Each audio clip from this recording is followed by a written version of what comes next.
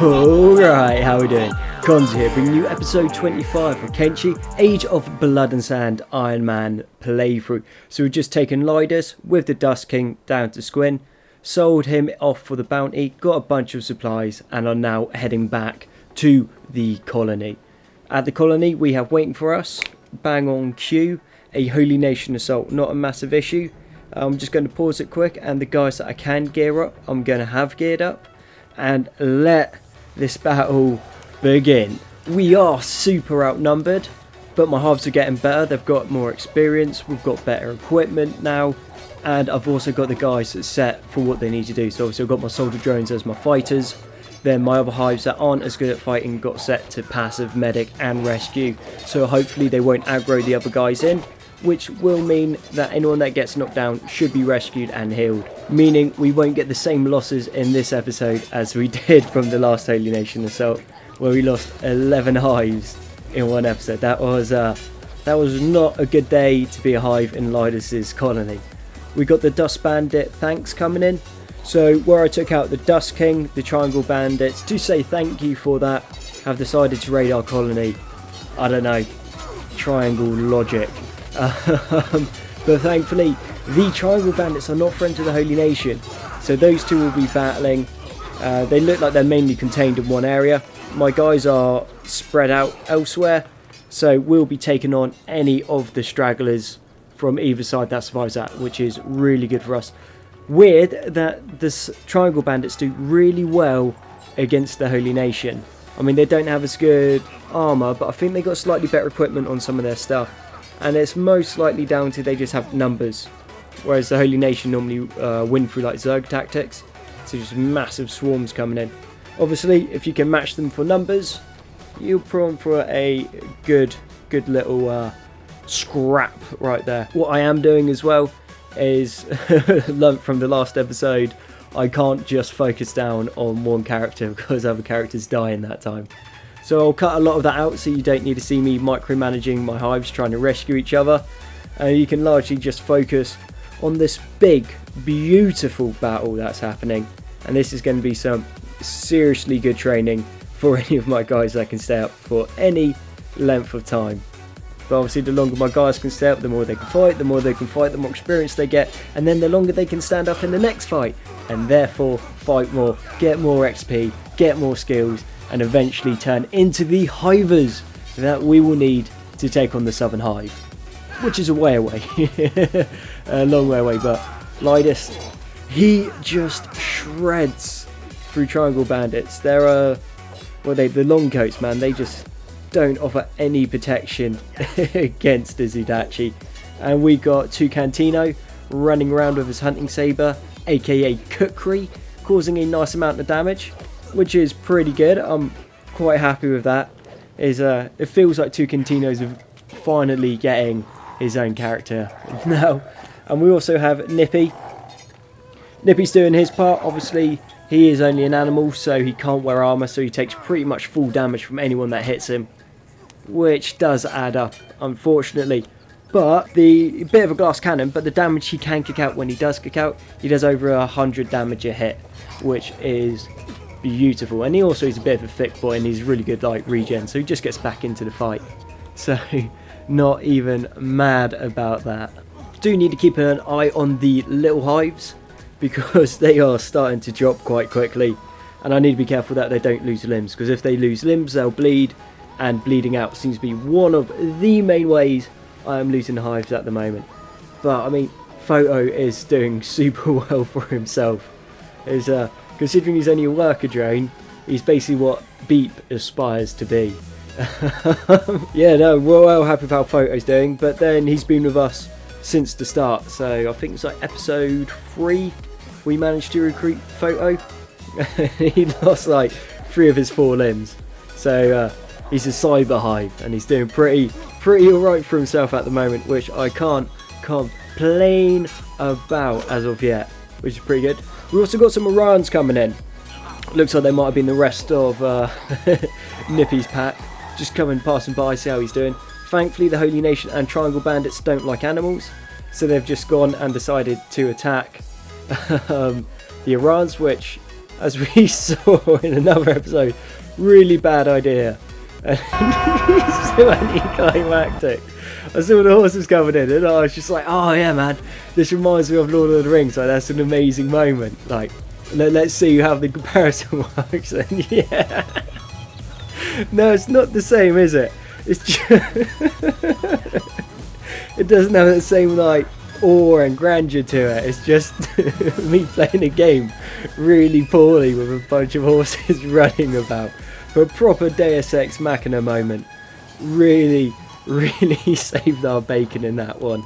And now we're just going to go around, loot the corpses as much as we can, because they are dropping some decent equipment.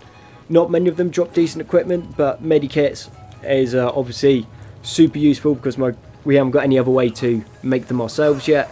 So any ones I can pick up is always going to be good. And they have a few nice swords, which, yet again, I'm not producing much at the moment, so the more I can get is going to be good. Just going to need to get Photo to have a splint kit and also another big medikit so we can just go around and heal everybody up. But we seem to have survived that one pretty well. I did not think that we'd do that well. I thought we were definitely going to lose more. It was going to be a lot rougher than it was, but we held that line pretty good. So I'm happy with everything's going. We lost a couple legs, and like I said a few episodes back, we're not going to go off and steal anymore. I feel that's a bit of a cheap mechanic. Kenshi gets his just armor set, which is the Dust King's armor set from the last episode. And it looks like the Dust Bandits are coming back for, was it like round 3 now? We did just kill their king, so I guess it's only fair they retaliate. But we are beaten up. I don't have many people in the fight, and this should be a quick fight. Should be in the key word. But something tells me this might drag on for a little while. I only have a couple fighters that really can fight at the moment. They're not very well armed, not very well equipped. More of a nuisance than anything. But obviously the more time we spend in fights, the less time we have to recover before the next fight comes in. So we have the raid set to, I think it's 2 times frequency and 3 times size, or it might be the other way around. And then we also have the setting for when random travelling bandits and animals come through your base is set to the higher setting, which I think is Bombard. So there is potential. If we can't clear these fights up quick enough, it's just going to be a continuous fight at the base, which I'm not mad about. That sounds to me like a lot of fun and some very good training for our hives. But yeah man, like, Photo's just becoming a beast. 2 Cantinos holding the corner pretty nicely. Outnumbered super heavily, I guess. And then we've got Lidus. You know, what can you say about Lidus? Lidus just does what Lidus does, and he does it very well. Super happy with how everything's going as well. We haven't lost anyone yet, which is amazing considering I normally lose hives within about the first 5 minutes of like every episode. We haven't lost any hives in a couple episodes now, and this one, it seems that we're doing pretty well. We're keeping on top of healing everyone, so we're not getting anyone bleeding out. We're not losing as many limbs, which is again amazing, because I'm going to have to go and buy them now, and we're not really producing the surplus of stuff that we can sell off to even get the money to buy it. So yeah man, like this is good. Nippy's back up. Nippy's just chomping on some bandits, and he's back down. But every time he gets knocked down, he will come back and he'll be like tougher and stronger. His dexterity will go up, and the toughness, if I've read it right, the toughness affects his damage because it's classed as unarmed. So yeah, the more kick-ins he takes, obviously the less damage he will take, but the more damage he can do, which is really good. And he's not fully grown yet, so he's going to become an even bigger and even thicker boy that will do even more damage. But yeah, like Photo, super surprised. Like he's a hive worker drone. He's not meant to be able to fight, but he's just quite happily here, taking on what's that, like 10 people. Well, he's definitely not winning, but he's not losing like super quickly, which is really good. I've got a couple of hives that do need to be treated like real urgently, so I'm going to have to pull Lidus or Ray out of the fight to try and get to them. He's just got Ray running around looking like a porcupine at the moment. But I mean, this is like cool right here. So you got Ray obviously trying to patch up one of the hives, and he's surrounded by enemies, but then you just got like Lidus like barreling over the top of him, keeping him safe. Like, that'd be quite an experience to have. Just have like a 10-foot tall Praetorian with an Udachi just like watching your back whilst you're trying to patch someone up. Like, you feel so powerful. It would be like crazy. But yeah, we're working through this group nicely. We're coming to the end, thankfully. It's what's that? That's 3 raids straight back to back. I mean, we've still been fighting some of them whilst the next raids come in anyway. So for us to have held so far is really good. For us not to have lost anyone is a miracle. And yeah, I've just got my hive soldier drones just taking their frustration out on an amputee. He's trying to crawl away. Just feel like, don't come round these parts. This is our hive. Or whatever it go like. That sounded way cooler in my head. It really did. So Cantina getting some medical experience in and trying to get everyone patched up. And wow. Okay. We got a wandering horde of hungry bandits have decided that they want a piece of the cake. Or whatever the expression would be. And it does look like it's one of those hordes of like 200. Not a massive issue. Really, it's not that much of an issue. These guys are just going to be target practice, going to be super good for my lower end level hives. They're going to be able to actually get some hits off, which is good.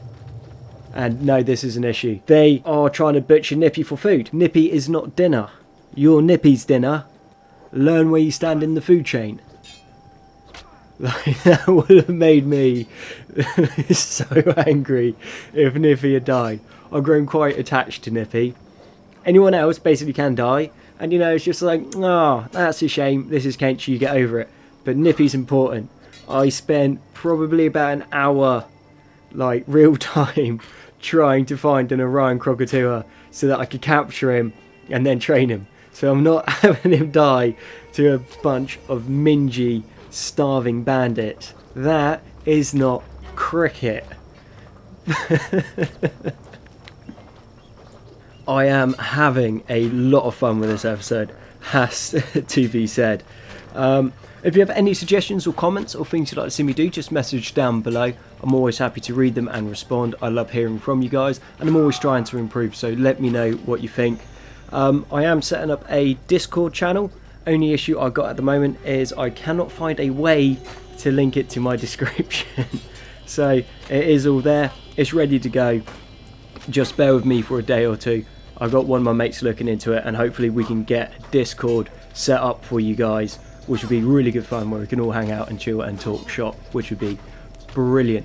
Now, getting on with this episode, we are running into the issue where I do not have enough beds in my barracks. So the storm house has 8 beds in it right now, but those 8 beds are pretty much always used once one of these attacks happens. Now, obviously this is 4 attacks in a row now, so this isn't a normal circumstance, but the attacks are going to get bigger and there is going to be more of them, so we need to expand the barracks.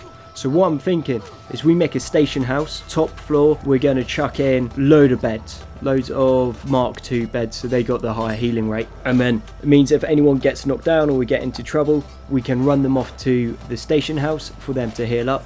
Obviously, the more beds I have, the more people can heal at once. The more people that can heal at once, the quicker my guys heal. So it's just going to be a win-win all round. Take the storm house, and I think I'll turn it into like a hydroponics. The hydroponics is going to be super useful because I am going to need to start to produce hemp. Hemp is one of our main limiting factors right now. Once I get hemp, I can have fabric, and I can also start producing my own medikits. This episode showed when I was trying to micro my little hives about, yeah, I am running low on medikits. I've got some guys that have a lot of them, then a lot of guys that don't. But obviously if you start stripping all the medikits from the guys that have a lot of medikits, then all of a sudden they don't have many medikits, and it all gets a bit unnecessary. So we will get medicine production up as soon as we can and hemp up as soon as we can, and then we shall be in a very good situation. Also, the fabric means that we're going to be able to produce all of our leather armor, plate armor and weapons almost non-stop, because at the moment fabric is a limiting factor, I guess, even though I've said that a million times. words escape me, so I need to keep going down the shops to get them, whereas if we produce them ourselves we don't need to do that, and that's also money we are not spending on that. So more money to put on limbs or to buy things that we can't produce ourselves, like generator cores, which is something that we don't really need right now, but we will need a lot of in the future. So just trying to get them is always going to be a good thing. So like at the start of the series, every time I saw a generator core, I'd buy it, and then I might have put the rucksack down and the rucksack despawned and lost all my generator cores. But, you know, these things happen. Not a massive issue. Slightly annoying, if anything. You know, we do need to keep an eye out for generator cores. They're going to be one of the most important things that we can get, because we're going to need them for the healing pods, which will be insane when we finally get them up and going. Which will be not for a while yet, going to be a ways off, but once we do get them, it is going to be super good. So it looks like we've broken the back of the starving bandit horde, which is really good. I was quite worried about the tar pit that they were going to put us into, because we don't have too many guys that can fight, and obviously the longer the fight goes on, the more chance of someone else showing up is. We are not in a situation to be able to fight anyone else off, unless it's just like a very small band, and really hoping Onis don't show up, which they won't. But now this is something about Kenshi. The lighting in this game can be amazing at times. I really enjoy it. And this is just like bulk standard Kenshi. So when I get a better PC and I can run the shaders mod and the advanced graphics or the enhanced graphics, oh, this game is going to look so much better and be so much more immersive. But something that we do need to do, we need to get these princes back to work. The sooner we can get the princes back to work, obviously the sooner we can start producing more weapons and armor. And we've got a few guys without decent weapons and very few people in decent armor. The only person that's in really good armor, I guess, is Cantino with his Masterwork Samurai armor, which I think is fair enough, he deserves that, and then Ray. But we're going to get the Stormhouse down, and this is where I'm going to need to bring the episode to an end. So thank you very much for watching episode 25 of Kenshi, Age of Blood and Sand. I've been Konzi, and I look forward to seeing you on the next one.